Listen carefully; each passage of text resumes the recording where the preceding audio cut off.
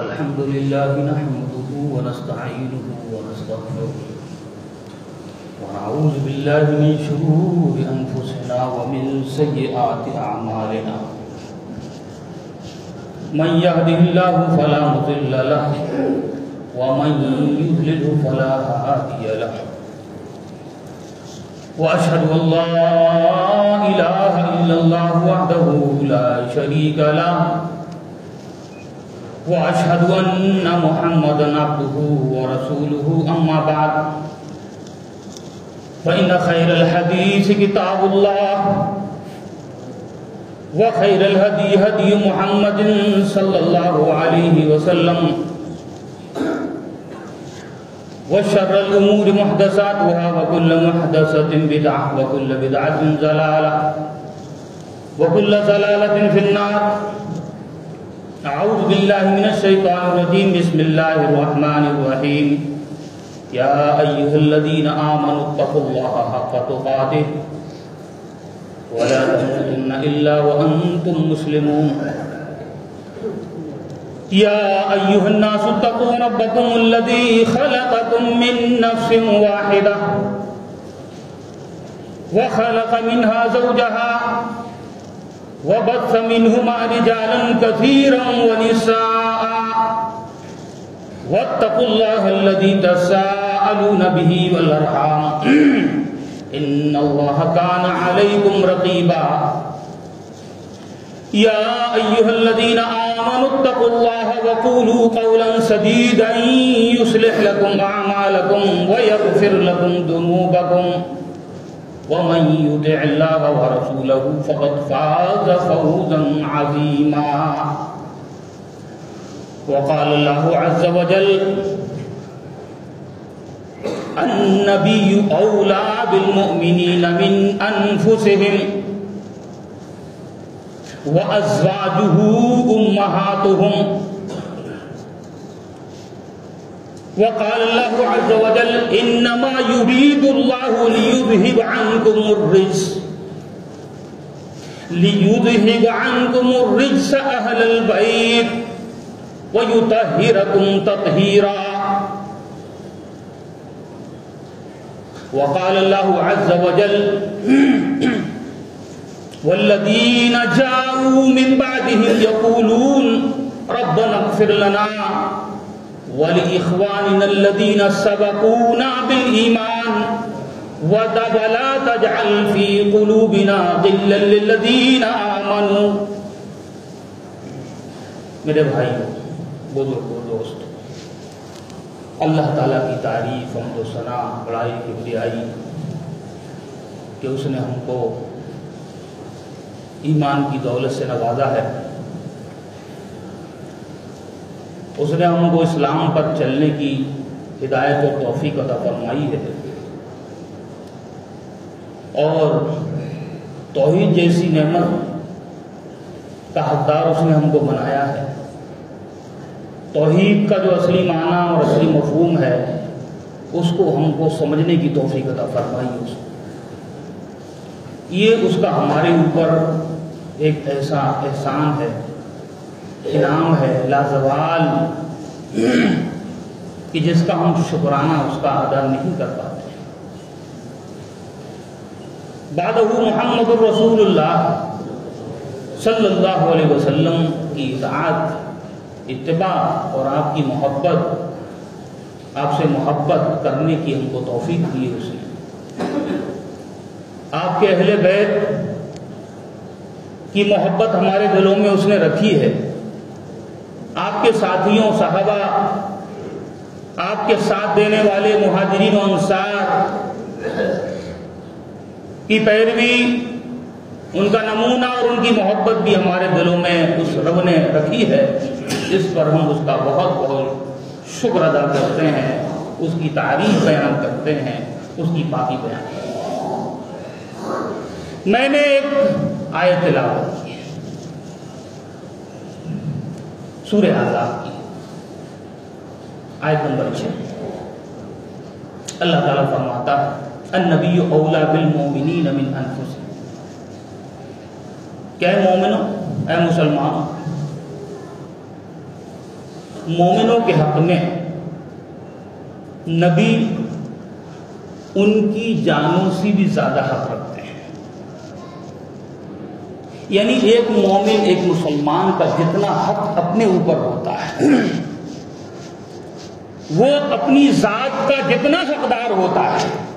میں صحیح مفہوم بتا رہا ہوں آپ کو آیت کا صحیح مفہوم آپ کو جاننا چاہیے. ٹامک ٹوئیاں نہیں ماننا چاہیے. جو صحیح مفہوم ہے آیت کا وہ آپ کو پہچان لینا چاہیے, وہ آپ کو اپنے علم میں رکھنا چاہیے کہ اس آیت کا صحیح مفہوم اور صحیح مطلب کیا ہے. ای النبی اولا بالمؤمنین من انفسہم. سمجھ کے چلیے, بات کو تھوڑا سا سمجھ کے چلیں گے تو اچھا رہے گا, بہتر رہے گا.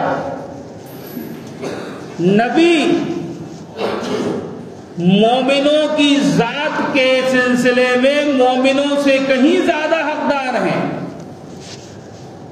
النبی اولا بالمؤمنین من انفسہم.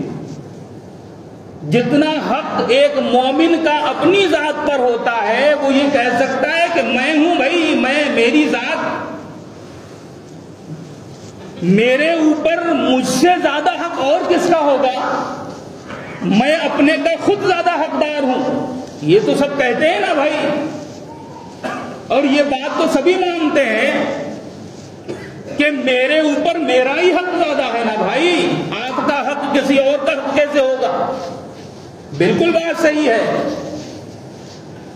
لیکن یہاں پر بات سمجھنے کی ہے. اللہ جو کہہ رہا ہے وہ آنکھیں پھاڑنے والی بات کہہ رہا ہے, چونکا دینے والی بات کہہ رہا ہے, جاگ جانے والی اور جگا دینے والی بات کہہ رہا ہے اللہ تعالیٰ. ٹھیک ہے تم یہ کہہ سکتے ہو, تم کو کہنا بھی چاہیے کہ ہم اپنے ذات کے حقدار خود زیادہ ہیں, لیکن جب نبی کی بات آتی ہے تو یہاں پر اصول دوسرا ہو جاتا ہے کہ نبی تمہاری ذات پر تم سے زیادہ حق رکھتے ہیں. اللہ اکبر. یہ ہے مطلب اس آیت کا. میں ہوں یا آپ ہوں, یا اوپر جائیے اور اوپر جائیے اور اوپر جائیے, صحابہ تک پہنچ جائیے, عمر اور ابو بکر تک پہنچ جائیے, علی اور عثمان تک پہنچ جائیے. اللہ کہہ رہا ہے کہ اے مومنوں, پہلے آنے والے مومنوں یا بعد میں آنے والے مومنوں, تمہاری ذات پر تم سے زیادہ نبی کا حق ہے. اللہ اکبر. آپ کا من کر رہا ہے کہ میں بیٹھ جاؤں, نبی کہہ رہا ہے کہ کھڑے رہو, تو کس کی چلے گی. تو آپ کی ذات سے حق آپ کے اوپر کس کا ہوا, کس کا ہوا بتائیے, نبی کا ہوا. جیسا کہ بہت سارے واقعات بتا رہے ہیں, آپ کے اوپر آپ سے زیادہ حق نبی کا ہو رہا ہے. آپ کا من کر رہا ہے کہ میں سو جاؤں, نبی کہہ رہا ہے کہ نہیں جاگ جاؤ, تو وہ آپ کی بات نہیں چلے گی. آپ کا وہاں پر حق نہیں ہے آپ کے اوپر, بلکہ نبی کا حق ہے آپ کے اوپر کہ وہاں پر آپ کو نبی کی بات ماننا. اگلا جملہ, اگلے الفاظ اللہ نے استعمال کیے, وَأَزْوَاجُهُ أُمَّهَاتُهُمْ. اور نبی کی بیویاں تمہاری مائیں. نبی کی بیویاں تمہاری کون ہیں, مائیں. نبی کی بیویاں تمہاری کون ہیں, نبی کی بیویوں کو اپنی ماں مانتے ہو کہ نہیں مانتے ہو؟ مانتے ہو تو صحیح, اور نہیں مانتے ہو تو قرآن کی مخالفت کر رہے ہو, قرآن کی خلاف ورزی کر رہے ہو. وَأَزْوَاجُهُ أُمَّهَاتُهُمْ. ہم کی ضمیر لوٹ رہی ہے مومنین کی طرف, اور ہو کی ضمیر لوٹ رہی ہے, گرامر والوں سنو, ہو کی ضمیر لوٹ رہی ہے نبی کی طرف. وَأَزْوَاجُهُ اس کی بیویاں یعنی نبی کی بیویاں اُمَّهَاتُهُمْ ان کی مائیں ہیں یعنی مومنوں کی مائیں.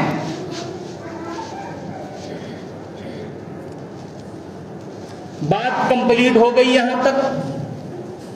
سورہ احزاب کی سورہ نمبر 33 آیت نمبر 6 اٹھا کے دیکھ سکتے ہیں ترجمے کے ساتھ اور تفسیر کے ساتھ.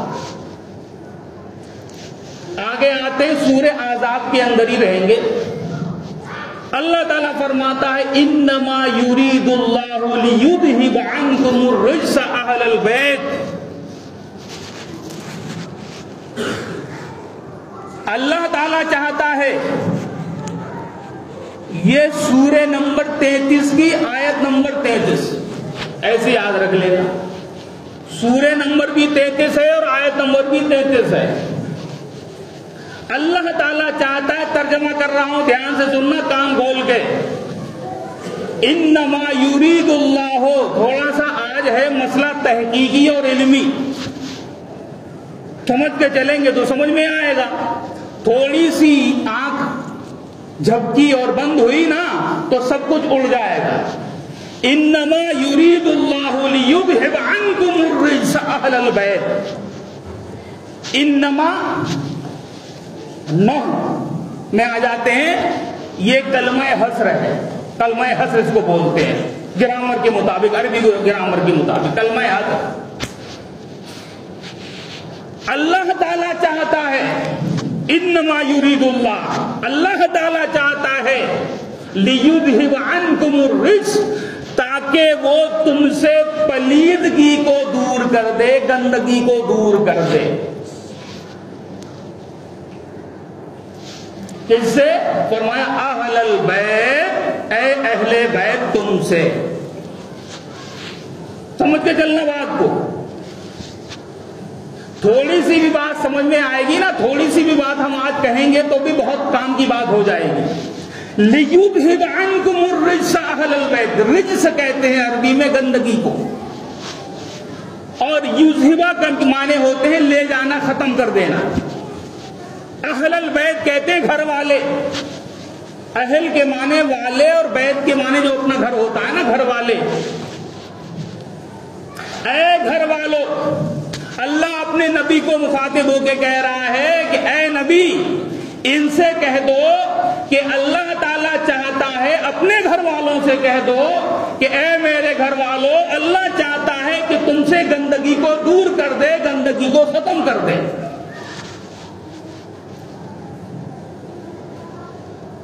وَيُطَهِّرَكُمْ تَطْهِيرًا، اور تم کو پاک کر دے. اب آپ کے ذہن میں ایک سوال گونج رہا ہوگا اور سوال پیدا ہو رہا ہوگا کہ یہ مولانا صاحب جو قرآن کی آیت سورہ احزاب کی پڑھ کے کہہ رہے ہیں اہل البیت، اہل البیت نہیں اہل البیت ہے نا، اہل البیت، کیونکہ وہاں پر یا معذوب ہے، ندا حرف ندا، یہ منادہ ہے، اور منادہ جب مضاف ہوتا ہے تو اس کے اوپر زبر آتا ہے، زبر. گرامر کے ساتھ سمجھیں گے تو اور اچھا رہے، اگرچہ آپ کو کوئی مطلب نہیں گرامر سے، میں نے اس لیے سمجھا دیا کہ ہر جو زبر زیر پیش ہوتا ہے نا وہ قرآن میں گرامر کے تحت ہوتا ہے.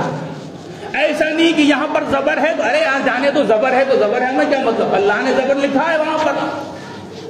یا پیش ہے، جیسے میں کہہ دوں کہ الحمدللہ رب العالمین پڑھتے ہو نا آپ، تو وہاں پر دال پہ جو پیش ہے نا وہ گرامر کے تحت ہے بھائی. کیونکہ میں کہہ سکتا ہوں آپ سے الحمدہ کیوں نہیں ہے یہاں پر، الحمدوں کی جگہ الحمدہ کیوں نہیں ہے؟ تو آپ کے پاس کوئی جواب ہوگا نہیں ہوگا. آپ کہو کہ ہم تو مولانا گرامر جانتے نہیں ہیں، ہم نے گرامر پڑھی نہیں ہے، تو آپ کا کام ہے بالکل ٹھیک ہے. تو وہی تو ہم آپ کو بتا رہے ہیں نا کہ الحمد پہ پیش کیوں آیا، زبر کیوں نہیں آیا یا زیر کیوں نہیں آیا. للہ ہے کے نیچے زیر کیوں ہے، زبر کیوں نہیں آیا، پیش کیوں نہیں آیا. رب العالمین، رب ہے نا، تو رب کیوں نہیں کہا، ربل کیوں نہیں کہا. عالمینہ ہے، نون کے اوپر زبر ہے، عالمینوں کیوں نہیں، عالمینے کیوں نہیں؟ اب سونے لگے لوگ، گرامر کی بات میں نے چھیڑ دی نا، تو یہ خشک بات ہے، سوکھی بات ہے، اب میں اس کو بیان نہیں کروں گا آپ کے ساتھ، وہ تو میں آپ کا ٹیسٹ کر رہا تھا کہ دیکھیں آپ کتنا اس سے دلچسپی رکھتے ہیں۔ بہت سارے بھائی ہمارے سامنے بیٹھے ہوئے تھوڑی دلچسپی رکھتے ہیں، ان کی دلچسپی کے لیے ہم نے بیان کر دیا، ورنہ میں پوری سورہ فاتحہ پڑھ کے اس کے زیر زبر پیش جو ہے بیان کرنے لگوں اور اس کی حکمت بیان کرنے لگوں تو پورا خطبہ اس میں چلا جائے گا، کوئی فائدہ نہیں ہوگا۔ تو اہل البیت، اب آئیے سوال کی طرف۔ آپ کے ذہن میں یہ سوال پیدا ہو رہا ہوگا کہ اللہ جو کہہ رہا ہے اپنے نبی سے کہ اے نبی کہہ دو کہ اے گھر والوں، یہ گھر والے کون ہیں؟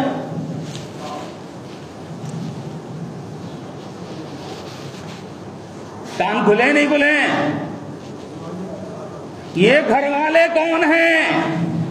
اب آپ سرچ کر لو، وہ کیا ہوتا ہے گوگل، نیٹ، انٹرنیٹ سب سرچ کر لو، بہت طرح کی باتیں مل جائیں گی آپ کو۔ یوٹیوب میں لوگوں کے ویڈیوز اٹھا کے دیکھ لو، طرح طرح کی باتیں مل جائیں گی اور آپ کو لج جاؤ گے۔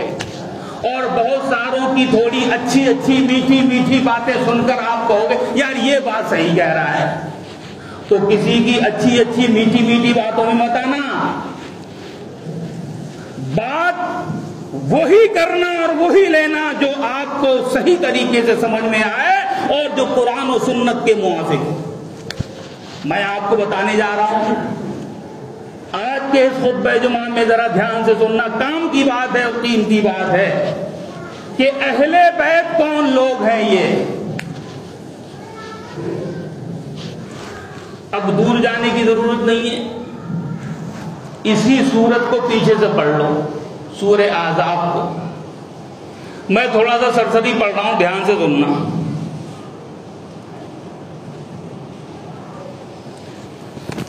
اللہ اکبر، سورہ احزاب آیت نمبر 28 سے پڑھو کہ وہیں سے ہی چرچا ہے۔ اللہ تعالیٰ کہہ رہا ہے آیت نمبر 28، یا ایھا النبی، اے نبی، قل لازواجک، کہہ دیجئے لازواجک، ازواج کسے کہتے ہیں معلوم ہے آپ کو؟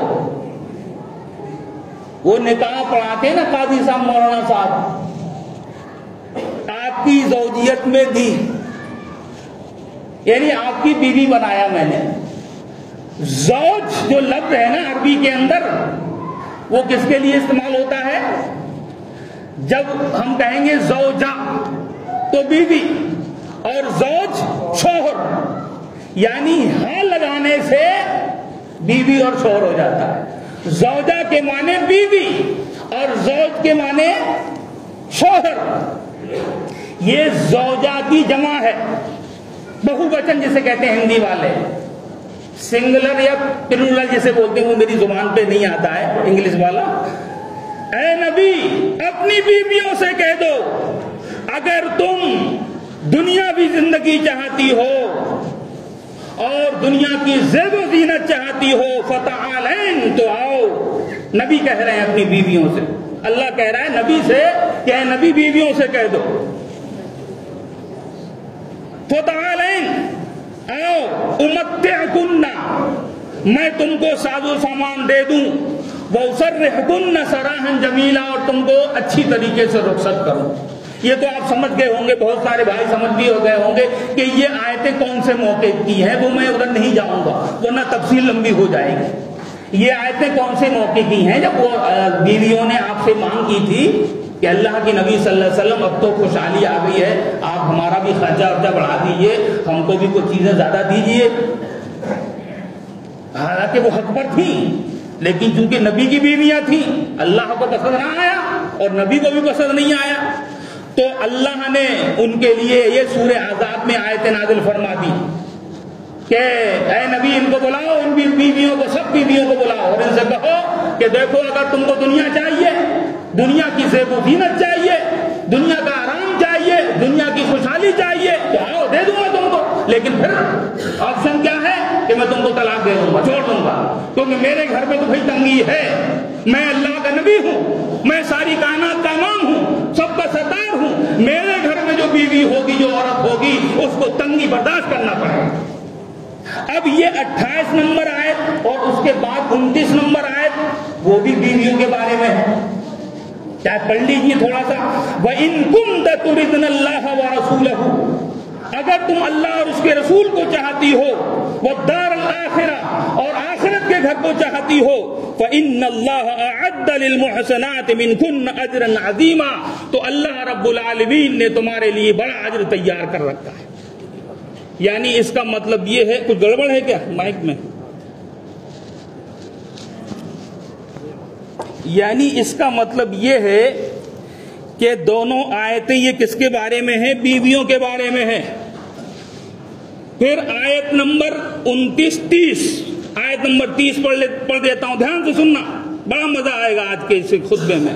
پھر اللہ رب العالمین پھر کہہ رہا ہے، یا نساء النبی، اے نبی کی عورتوں، من یأت منکن بفاحشۃ مبینہ، تم میں سے جو عورت فحش کاری کرے گی، غلط کام کرے گی، گناہ کا کام کرے گی، تو ہم اس کو ڈبل عذاب دیں گے، ڈبل سزا دیں گے، دوہری سزا۔ جو نبی کی بیوی ہو، اگر تم کو ڈبل ثواب ملنے والا ہے، ارے بھائی جتنا اونچا آدمی ہوتا ہے اتنا ہی زیادہ ذمہ دار بھی ہوتا ہے۔ اب نبی کی بیویاں ہیں، اگر اچھا کام کریں گی تو دوسری عورتوں سے ڈبل ثواب ملے گا، اور اگر غلط کام کر لیں گی نبی کی بیویاں تو سزا بھی تو کیسی ملنا چاہیے؟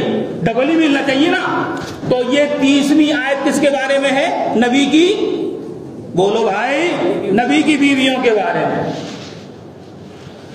اب آئیے 31ویں نمبر پہ، اللہ رب العالمین ارشاد فرماتا ہے، وَمَن يَقْنُتْ مِنكُنَّ لِلَّهِ وَرَسُولِهِ، اے نبی کی بیویوں، تم میں سے جو بیوی اللہ اور اس کے رسول کی فرمانبرداری کرے گی، وَتَعْمَلْ صَالِحًا اور نیک عمل کرے گی، نُؤْتِهَا أَجْرَهَا مَرَّتَيْنِ تو ہم اس کو ڈبل اجر دینے والے ہیں، وَأَعْتَدْنَا لَهَا رِزْقًا كَرِيمًا اور ہم نے اس کے لیے بزرگ رزق اور روزی تیار کر رکھی ہے۔ یہ 31 نمبر ہوئی۔ 32 پہ آتے ہیں، اللہ تعالیٰ فرماتا ہے، یا نساء النبی، اے نبی کی عورتوں، لستن کأحد من النساء، تم دوسری عورتوں کی طرح نہیں ہو، تم دوسری عورتوں کی طرح نہیں ہو۔ ابھی مزہ آئے گا آپ کو انشاءاللہ، ذرا انتظار کرنا۔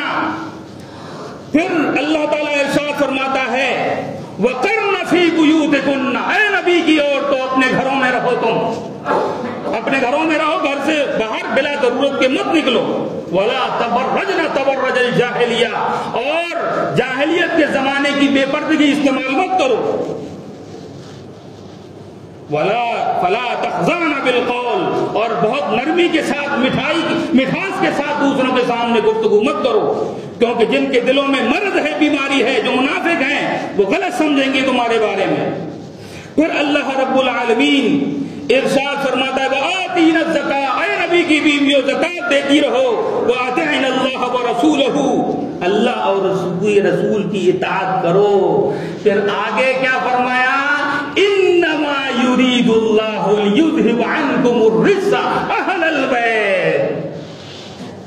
اب آپ فیصلہ کرو، اب فیصلہ آپ کے اوپر چھوڑ رہا ہوں کہ اب اللہ کہہ رہے ہیں کہ اے گھر والوں، اللہ تعالیٰ تم سے گندگی کو دور کرنا چاہتا ہے۔ تو یہاں پر اہل بیت سے مراد کون ہوں گے بھائی؟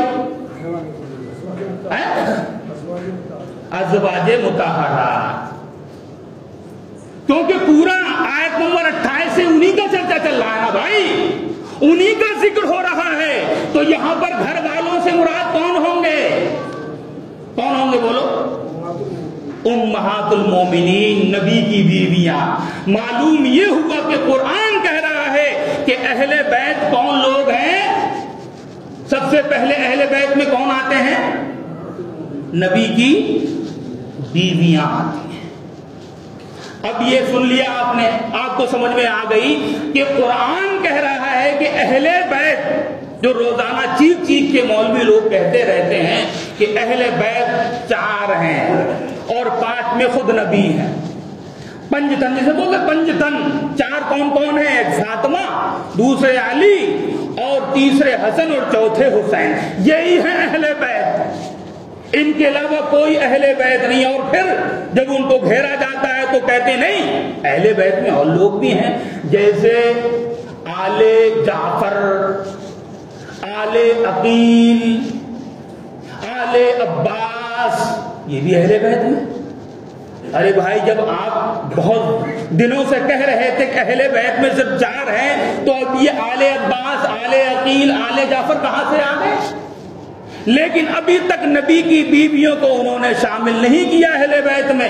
کیوں؟ اس لیے کہ وہ شیعت، رافضیت کا جو ذہن ہے ان کے دماغوں میں آیا، اگرچہ وہ اہل سنت والجماعت اپنے آپ کو کہتے ہیں. رافضیت کا جو کیڑا ہے، رافضیت کی جو گندگی ہے اور ذہنیت ہے، وہ ان کے دماغوں میں ہے موجود. اور ہم نے قرآن سے ثابت کر دیا. بہت برسوں پہلے کی بات میں بتا رہا ہوں، 17-18 سال پہلے کی بات. یہاں پہ جب مراد آباد کے ایک قصبے میں جب میں رہتا تھا تو ایک شیعہ نہیں، شیعہ زدہ نے قرآن کی اسی آیت کو پڑھ کے کہا کہ دیکھو اللہ رب العالمین تو کہہ رہا ہے کہ اے فاطمہ، اے حسن، اے حسین، اے علی، اللہ تعالیٰ تم سے گندگی کو لے جانا چاہتا ہے. معلوم یہ ہوا کہ قرآن بھی ان کی فضیلت بتا رہا ہے. تو میں نے کہا کہ میرے بھائی ذرا یہ بتاؤ، یہاں پر اہل بیت سے مراد پہلے نبی کی بیویاں ہیں یا حسن، حسین، علی اور فاطمہ ہیں؟ بولے نہیں، یہاں پر علی، فاطمہ اور حسن حسین. میں نے کہا تو پڑھ آیت نمبر 28 سے پڑھ. اسی طرح جیسے میں نے آپ کو بتایا نا، اسی طرح سے میں نے اس کو کہا کہ آیت نمبر 28 سے پورا سلسلہ پڑھ. بولا مجھے ترجمہ نہیں آتا. تو میں نے کہا ترجمہ میں کر دے رہا ہوں. بولا آپ کے ترجمے پہ مجھے بھروسہ نہیں ہے. تو میں نے کہا جس ترجمے پہ تجھ کو بھروسہ ہے وہ قرآن لے کے آ جا. وہ قرآن لے کے آ گیا، ترجمہ پڑھا تو ایسے آنکھیں پھاڑ کے میری طرف کو دیکھ رہا ہے. تو میں نے کہا آنکھیں کھل گئی نہیں کھل گئی؟ بولے ہاں کھل گئی. تو پھر کہنے لگا کہ ام سلمہ کی وہ حدیث اٹھا کے دیکھیے، وہ تو بھائی ترمذی کے اندر موجود ہے، آپ تو ترمذی کو مانتے ہیں. میں نے کہا اٹھا کے دیکھ لے. پھر میں نے کہا اٹھا کے دیکھ. تو وہ اٹھا کے دیکھی گئی ترمذی کی حدیث. وہ حدیث کیا ہے آپ سنیے. حضرت ام سلمہ رضی اللہ تعالیٰ عنہ کہتی ہیں، ترمذی کی روایت، مسند احمد کی روایت اور مسلم کے اندر بھی وہ روایت، وہ کہتی ہیں کہ یہ آیت سورہ احزاب کی یہ آیت، انما یرید اللہ لیذہب عنکم الرجس اہل البیت ویطہرکم تطہیرا. اے اہل بیت، اے گھر والو، اللہ چاہتا ہے کہ تم سے گندگی کو دور کر دے اور تم کو پاک کر دے. ام سلمہ کہتی ہیں کہ جب یہ آیت نبی کے اوپر نازل ہوئی تو نبی صلی اللہ علیہ وسلم میرے گھر میں موجود تھے. پڑھ رہا ہے وہ روایت. میں نے کہا ٹھیک ہے بھائی، تجھے عربی نہیں آتی، اردو آتی تو اردو پڑھ. پڑھتا رہا، میں سمجھاؤں گا بعد میں. ام سلمہ کہتی ہیں کہ جب یہ آیت کریمہ نازل ہوئی نبی مکرم صلی اللہ علیہ وسلم کے اوپر تو آپ میرے حجرے میں تشریف فرما تھے، موجود تھے. جب آیت پوری ہو گئی تو اللہ کے نبی صلی اللہ علیہ وسلم نے ایک چادر منگوائی، خیبر کی تھی وہ چادر. ہاں ٹھیک ہے، تھی خیبر کی وہ چادر. پھر فاطمہ کو بلایا، فاطمہ ادھر آ بیٹی. فاطمہ آ گئی. پھر حسن کو بلایا، حسن ادھر آؤ بیٹے. حسن آ گئے. حسین کو بلایا، حسین آ گئے. پھر علی کو آواز دی، علی ادھر آؤ. علی داماد تھے اور اللہ کے نبی کے سگے چچیرے بھائی بھی تھے اور آپ کے گھر میں بڑے بڑے تھے. علی ادھر آؤ. چاروں آ گئے. میں نے کہا بالکل صحیح ہے روایت بالکل صحیح ہے. کہنے لگا کہ اللہ کے نبی صلی اللہ علیہ وسلم نے چادر تان دی چاروں کے اوپر. کہنے لگا بالکل تانی اللہ کے نبی صلی اللہ علیہ وسلم نے. پھر جب چادر تان دی تو اللہ کے نبی صلی اللہ علیہ وسلم نے آسمان کی طرف چہرہ اٹھایا اور فرمایا اللہ یہ بھی اہل بیت. آپ کو بات سمجھ میں آئی میں نے کیا کہہ دیا؟ اگر سمجھدار ہوں گے تو انشاءاللہ ہیں تو سمجھداری آپ لوگ ماشاءاللہ بڑے. پھر سے دوہرا دوں بات. آپ نے کیا کہا؟ اللہ یہ بھی اہل بیت ہے. کیا مطلب ہوا اس کا؟ کیا مطلب ہوا اس کا؟ یعنی اہل بیت پہلے سے موجود ہیں. ارے نہیں آئی آپ کو بات سمجھ میں؟ نبی کا مقصد کیا ہے؟ یہ بھی اہل بیت ہے میرے. فاطمہ بھی اہل بیت ہے, علی بھی اہل بیت ہے, حسن بھی ہے, حسین بھی ہے. اللہ یہ بھی اہل بیت ہے. مطلب یہ ہے کہ پہلے سے اہل بیت موجود ہیں, یہ بھی اہل بیت ہے. پہلے سے جو موجود ہیں وہ کون ہے؟ نبی کی بیویاں, وہ بھی اہل بیت ہیں. یعنی نبی نے یہ سمجھا کہ میرے یہ 4 داماد, بیٹی اور نواسے رہ گئے اہل بیت میں شامل ہونے سے. تو نبی نے اللہ سے دعا کی میرے مولا تو نے میری بیویوں کو اہل بیت میں شامل تو کر ہی دیا, یہ رہ گئے ان کو بھی شامل کر دے. تو آنکھیں پھاڑ کے دیکھ رہا ہے مجھ کو. کہا یار یہ بات تو مجھے قلب عباس نے نہیں بتائی. میں نے کہا تو قلب عباس کو میرے پاس بلا کے لانا تھا تو میں سمجھاؤں گا, ورنہ تو اس کے پاس بیٹھے گا, اس کی بات سنے گا. ابھی تو دلدل میں کم پھنسا ہے, شروعات ہے, پورا پھنس جائے گا. سورہ ہود میں بھی کہا ہے ابراہیم علیہ السلام کی بیوی کو اللہ رب العالمین نے حضرت ابراہیم علیہ السلام کی بیوی کا ذکر کر کے ان کو بھی اہل بیت کہا ہے, اور بھی پیغمبروں کی بیویوں کو اہل بیت کہا ہے. وہ بھی میں کہنے ہی والا تھا, پیش کرنے والا تھا وہ بات میں.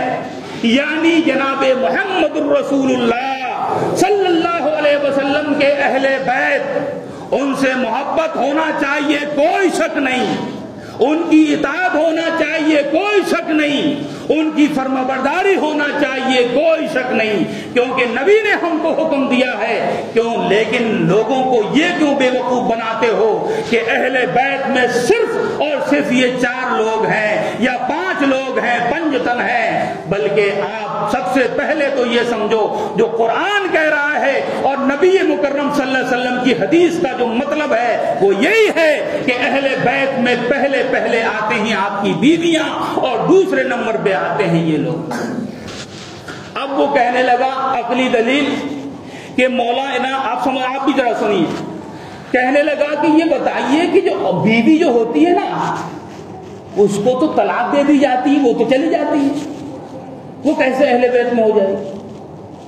آپ کو یہی کو سمجھ میں آیا؟ ارے بھی بیوی تو پرائے گھر کی ہے, طلاق ہو گئی تو ختم, بات چلی گئی, وہ کہاں سے اہل بیت؟ میں نے کہا ایک بات بتاؤ کہ جب بیوی کی طلاق ہوتی ہے تو بچے کس کے ساتھ جاتے ہیں؟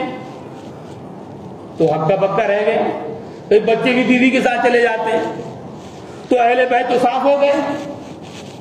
میں نے کہا ایک بات سن لے, جب طلاق ہوتی ہے تو وہ جاتی ہے, جدا ہوتی ہے, لیکن جب طلاق نہیں ہوتی ہے تو وہ گھر کا سینٹر ہوتی ہے, گھر کا مرکز ہوتی ہے.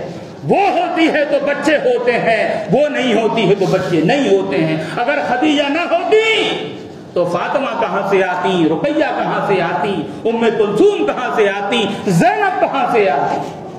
خدیجہ نہ ہوتی تو حسن کہاں ہوتے, حسین کہاں ہوتے.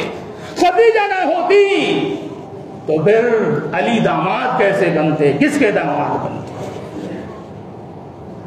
جب یہ دلائل ہم دیتے ہیں تو ان کو معلوم ہوتا ہے کہ ہاں بالکل اہل بیت میں ہم غلط کر رہے ہیں کہ صرف علی کو بول رہے ہیں, فاطمہ کو بول رہے ہیں, حسن کو بول رہے ہیں, حسین کو کہہ رہے ہیں. نہیں بھائی, اہل بیت میں تو پہلے نمبر پہ بیویاں آ جاتی ہیں, کیونکہ قرآن کہہ رہا ہے اور جناب محمد الرسول اللہ صلی اللہ علیہ وسلم کی حدیث کہہ رہی ہے.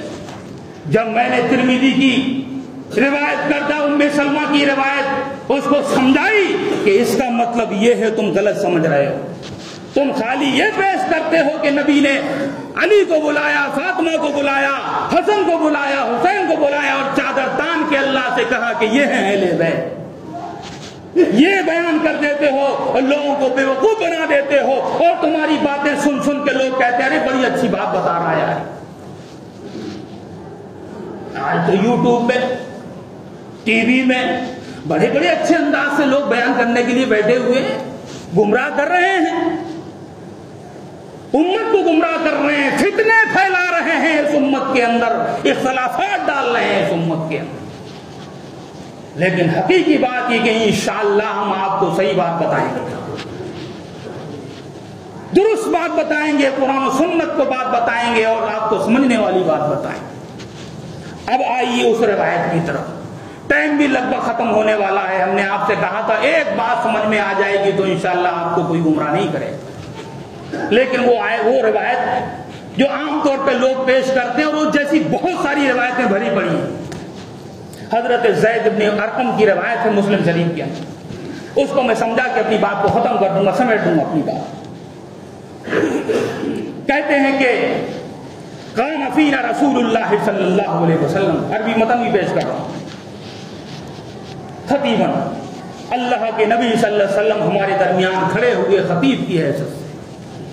زید صحابی رسول بیان کر رہے ہیں، خطبہ یعنی تقریر کرتے ہوئے اللہ کے نبی صلی اللہ علیہ وسلم کھڑے ہوئے،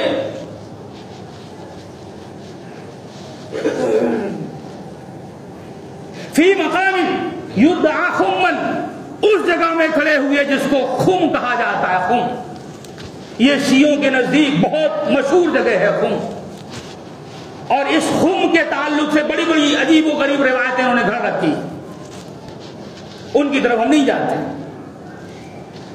بین مکہ والمدینہ، مکہ اور مدینے کے بیچ میں یہ جگہ ہے خم، وہ چشمہ ہے وہاں پر، ایک کنواں یا چشمہ جو بھی ہے، پانی کی جگہ ہے۔ اللہ کے نبی صلی اللہ علیہ وسلم وہاں پر ٹھہرے تھے سفر کے درمیان، اور وہاں پر آپ صحابہ کو نصیحت کرنے کے لیے کھڑے ہو گئے۔ فبعث رسول اللہ صلی اللہ علیہ وسلم، اللہ کے نبی صلی اللہ علیہ وسلم نے وعظ فرمایا، وذکر، نصیحت کی، پھر آپ نے فرمایا الا ایھا الناس، اے لوگو، انما انا بشر، میں بھی ایک انسان ہوں، یوشک ان جاءنی رسول ربی، قریب ہے کہ اللہ کے رسول، اللہ کا جو ہے فرشتہ، اللہ کا فرشتہ ملک الموت میرے پاس آ جائے، نزدیک ہے اب یہ بات، یعنی روح نکالنے والا فرشتہ میرے پاس آ جائے، اللہ کا بلاوا آ جائے، اور میں اس کو تسلیم کر لوں، اس کو قبول کر لوں، اور میں اللہ کے پاس چلا جاؤں۔ لوگو ترکتکم ثقلین، میں دو بوجھل چیزیں تمہارے پاس چھوڑ کے جا رہا ہوں، دو بوجھل، ثقلین، جانتے ہو بہت سارے آپ ثقلین، ثقلینی میاں، ثقلین بہت ساری چیز، وہ ثقلین کا مطلب سمجھا کرو، کیا مطلب ہے ثقلین کا مطلب ہوتا ہے دو بوجھ۔ اب اس سے مراد جہاں پر کوئی استعمال کے مطابق ہے، کہیں پر اس سے مراد ہوتا ہے جن اور انس، کیونکہ یہ دونوں بوجھ ہیں، سب سے بڑے بوجھ ہیں یہ، لیکن یہاں پر ثقلین سے مراد کیا ہے وہ آگے روایت بتائے۔ اللہ کے نبی صلی اللہ علیہ وسلم فرماتے ہیں کہ میں تمہارے پاس دو بوجھ چھوڑے جا رہا ہوں، دو بوجھل چیزیں چھوڑے جا رہا ہوں۔ اولہما کتاب اللہ، ان میں کی پہلی چیز ہے، پہلا بوجھل چیز ہے اللہ کی کتاب، فیہ النور والہدی، اس کتاب اللہ کے اندر نور ہے، روشنی ہے اور ہدایت کا سامان ہے اس کے اندر، فخذوا بی، اس کو مضبوطی سے پکڑے رہنا، واستمسکوا بہ، اور اس کو لازم پکڑا، اس کے اوپر عمل کرتے رہنا۔ بات بالکل ٹھیک ہے، کوئی اختلاف نہیں ہے، بالکل صحیح بات ہے۔ حالانکہ اس روایت کے مطابق کوئی عدنان نام کا ایک میں نے کل یوٹیوب میں سنا، وہ ایسے قرآن کو لے کے کہہ رہا ہے بس یہی کافی ہے، بس یہی کافی ہے، بس یہی کافی ہے، ایسے قرآن کو ہاتھ میں بس یہی کافی، ایسے گمراہ کرتے ہیں، اسی روایت کو پیش کرتے ہیں، یعنی اس کے کہنے کا مطلب یہ حدیث کی کوئی ضرورت نہیں، یہی کافی ہے، بس یہی کافی ہے، کیونکہ اللہ کے نبی بھی فرما رہے ہیں، اللہ بھی کہہ رہا ہے۔ ایسے لوگوں سے خبردار رہیو میرے بھائیو۔ ہاں، پھر اللہ کے نبی فرماتے ہیں وَأَهْلَ بَيْتِي، اور میں اپنے گھر والوں کو چھوڑ کے جا رہا ہوں۔ اذکرکم اللہ اہل بیتی، میں اپنے گھر والوں کے سلسلے میں تم کو اللہ سے ڈرا رہا ہوں، میں اپنے گھر والوں کے سلسلے میں تم کو اللہ سے ڈرا رہا ہوں۔ روایت پوری ہو گئی۔ ارے دیکھو نا، اللہ کے نبی قرآن کی اتباع کرنے کے لیے کہہ رہے ہیں اور اپنے اہل بیت۔ اب یہ روایت پیش کر کر کے لوگوں کو ایسے گمراہ کیا جاتا ہے کہ صحابہ کرام کی کوئی اوقات ہی نہیں رہتی ہے۔ بہت سارے اہل حدیثوں کے بارے میں یہ کہہ دیتے ہیں کہ اہل حدیث مولوی چھپاتے ہیں بات کو۔ ارے بھائی، کچھ نہیں چھپاتے ہیں، ہم سے زیادہ وضاحت کرنے والا، اظہار کرنے والا، ظاہر کرنے والا، ہر چیز بیان کرنے والا اس کائنات میں کوئی ہے ہی نہیں، جتنا ہم ہر چیز کو لوگوں کے سامنے بیان کر دیتے ہیں۔ الحمدللہ، اللہ کا شکر، کوئی چیز نہیں چھپاتے، ہر چیز کو بیان کرتے ہیں۔ لیکن آپ اگر یہ کہیں، مجھے اس شیعہ کے اوپر بہت غصہ، میں نے اس کو ایک بات کہہ دی تھی اور وہ پھنس آ گیا تھا۔ میں نے یہ کہا تھا کہ تم یہ کیا چاہتے ہو، کیا تم یہ چاہتے ہو نبی کے بارے میں لوگوں کو یہ بتانا چاہتے ہو کہ نبی کریم صلی اللہ علیہ وسلم اس دنیا میں صرف اسی لیے تشریف لائے تھے، آپ کے آنے کا مقصد یہی تھا کہ آپ پوری امت سے اپنے گھر والوں کی اطاعت کرواتے؟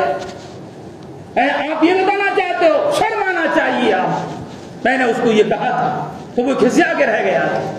تو یہ بات حقیقی بات ہے، کیا نبی مکرم صلی اللہ علیہ وسلم کے اس دنیا میں آنے کا مقصد یہی تھا کہ آپ سب سے صرف اپنے گھر والوں کی فرما برداری کرواتے، صرف ان کو ہی بڑا بنا دیں؟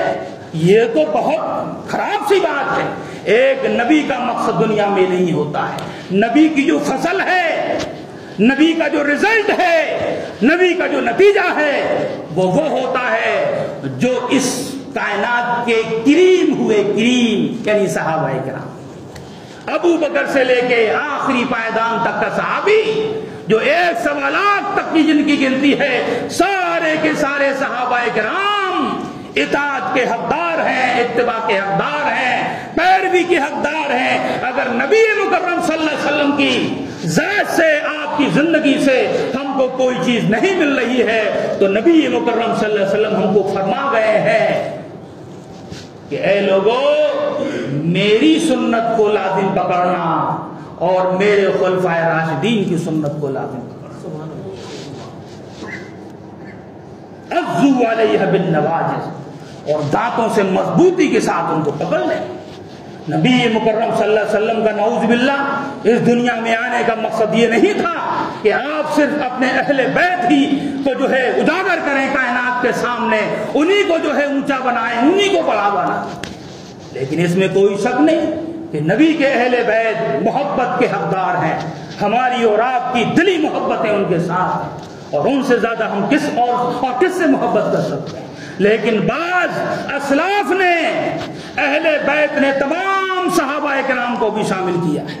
آپ کا ان کے ساتھ اتفاق ہو یا نہ ہو وہ آپ کی مرضی، لیکن بہت سارے اسلاف میں، بہت سارے علماء نے، بڑے بڑے علماء نے اہل بیت میں تمام صحابہ کو بھی شامل کیا ہے کہ جہاں اللہ کے نبی صلی اللہ علیہ وسلم اہل بیت کہتے ہیں، وہاں پر صحابہ بھی اس کے اندر آ جاتے ہیں۔ اللہم صلی علی محمد وعلی آل محمد کما صلیت علی ابراہیم وعلی آل ابراہیم انک حمید مجید۔ درود پڑھتے ہو نہیں پڑھتے ہو؟ کبھی غور کیا ہے اس میں کیا بتایا گیا ہے؟ اے اللہ رحمت نازل فرما محمد صلی اللہ علیہ وسلم کے اوپر، وعلی آل محمد، اور محمد صلی اللہ علیہ وسلم کی آل پر۔ کھول کے دیکھو اس درود کے اندر آل سے مراد کون ہے؟ آل سے مراد کون ہے معلوم ہے؟ تمام صحابہ آ جاتے ہیں آل کے اندر۔ کما صلیت علی ابراہیم وعلی آل ابراہیم، جیسا کہ تو نے رحمت نازل فرمائی تھی ابراہیم کے اوپر اور ابراہیم کی آل کے اوپر۔ آل کے اندر کون آتے ہیں؟ ابراہیم کے جتنے ماننے والے سب کے سب آل کے اندر آ جاتے ہیں، یہاں تک کہ ابراہیم کی آل میں خود محمد صلی اللہ علیہ وسلم آ گئے، اور پورے قریش جو مسلمان بنے، مومن بنے، سب اس کے اندر آ جاتے ہیں۔ اس لیے تو کہا جاتا ہے درود کے اندر، یہ درود ابراہیمی کے اندر امت محمدیہ ڈبل طریقے سے آ جاتی ہے۔ یعنی اس درود کے اندر پوری امت کے اوپر، پورے امت کے اوپر رحمت کی دعا کی جا رہی ہے، کیونکہ پوری امت نبی کی آل میں ہے، نبی کے جو ہے گھر والوں میں ہے، اور پوری امت ابراہیم علیہ السلام کی آل میں سے۔